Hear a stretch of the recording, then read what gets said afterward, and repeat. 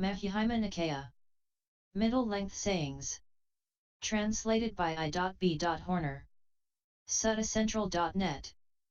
Vitakasan Thana Sutta. 20 Discourse on the Forms of Thought. Thus have I heard, at one time the Lord was staying near Savatthi, in the Jita Grove in Anathapan.Eka's monastery. While he was there the Lord addressed the monks, saying, Monks! Revered one, these monks answered the Lord in assent. The Lord spoke thus. Monks, if a monk is intent on the higher thought, from time to time he should attend to 5 characteristics. What 5? Herein, monks, whatever may be the characteristic which a monk attends to, if there arise evil unskilled thoughts associated with desire and associated with aversion and associated with confusion, that monk should attend, instead of to that characteristic, to another characteristic which is associated with what is skilled. By attending to this other characteristic which is associated with what is skilled instead of to that characteristic, those evil unskilled thoughts associated with desire and associated with aversion and associated with confusion are got rid of, they come to an end. From getting rid of these, his mind subjectively steadies, calms, is one-pointed, concentrated. As, monks, a skilled carpenter or a carpenter's apprentice might knock out, drive out, draw out a large peg with a small peg, even so, monks, whatever may be the characteristic which a monk attends to, if there arise evil unskilled thoughts associated with desire and associated with aversion and associated with confusion, that monk should attend, instead of to that characteristic, to another characteristic which is associated with what is skilled. By attending to this other characteristic which is associated with what is skilled instead of to that characteristic, those evil unskilled thoughts associated with desire and associated with aversion and associated with confusion, these are got rid of, these come to an end. From getting rid of these, his mind subjectively steadies, calms, is one-pointed, concentrated. Monks, if while the monk is attending, instead of to that characteristic, to this other characteristic which is associated with what is skilled, there still arise evil unskilled thoughts associated with desire and associated with aversion and associated with confusion, then the peril of these thoughts should be scrutinized by that monk, thinking, indeed these are unskilled thoughts, indeed these are thoughts that have errors, indeed these are thoughts that are of painful results. While he is scrutinizing the peril of these thoughts, those evil unskilled thoughts that are associated with desire, associated with aversion, associated with confusion, these are got rid of, these come to an end. By getting rid of these, his mind subjectively steadies, calms, is one-pointed, concentrated.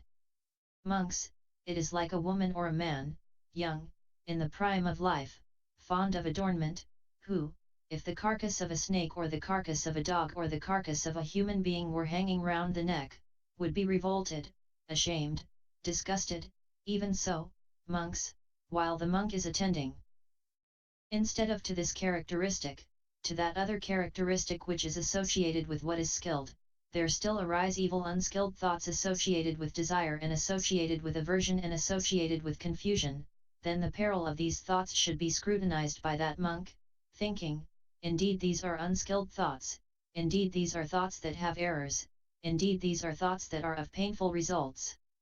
While he is scrutinizing the peril of these thoughts, those evil unskilled thoughts that are associated with desire, associated with aversion, associated with confusion, these are got rid of, these come to an end.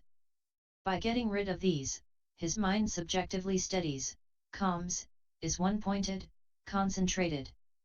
Monks, if while the monk is scrutinizing the peril of those thoughts, there still arise evil unskilled thoughts associated with desire and associated with aversion and associated with confusion, that monk should bring about forgetfulness of and lack of attention to those thoughts. Having come to forgetfulness of and lack of attention to these thoughts, those evil unskilled thoughts associated with desire and associated with aversion and associated with confusion, these are got rid of, these come to an end.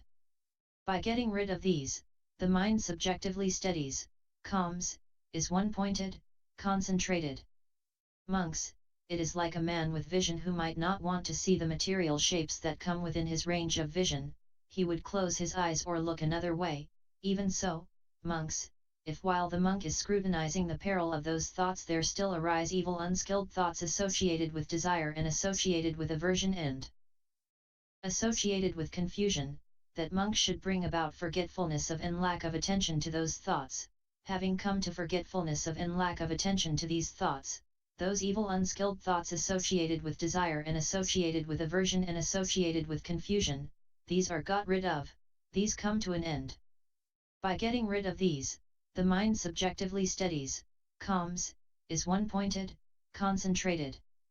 Monks, if when the monk has brought about forgetfulness of and lack of attention to those thoughts, there still arise evil unskilled thoughts associated with desire and associated with aversion and associated with confusion, monks, that monk should attend to the thought function and form of those thoughts. While he is attending to the thought function and form of those thoughts, those that are evil unskilled thoughts associated with desire and associated with aversion and associated with confusion, these are got rid of, these come to an end.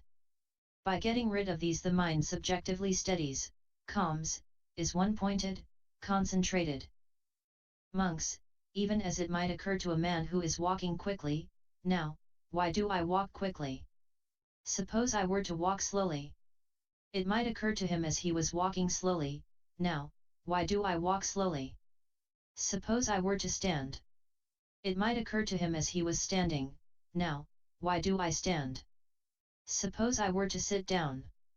It might occur to him as he was sitting down, now, why do I sit down? Suppose I were to lie down. Even so, monks, the man, having abandoned the very hardest posture, might take to the easiest posture itself. Even so, monks, if while the monk has brought about forgetfulness of and lack of attention to those thoughts there still arise evil unskilled thoughts associated with desire and associated with aversion and associated with confusion, monks, that monk should attend to the thought function and form of those thoughts. While he is attending to the thought function and form of those thoughts, those that are evil unskilled thoughts associated with desire and associated with aversion and associated with confusion, these are got rid of, these come to an end. By getting rid of these the mind subjectively steadies, calms, is one-pointed, concentrated. Monks, if while the monk is attending to the thought function and form of those thoughts, there still arise evil unskilled thoughts associated with desire and associated with aversion and associated with confusion, monks, that monk, his teeth clenched, his tongue pressed against his palate, should by his mind subdue, restrain, and dominate the mind. While, with his teeth clenched, his tongue pressed against his palate, he is with the mind subduing, restraining, and dominating the mind, those evil unskilled thoughts associated with desire and associated with aversion and associated with confusion, these are got rid of, these come to an end.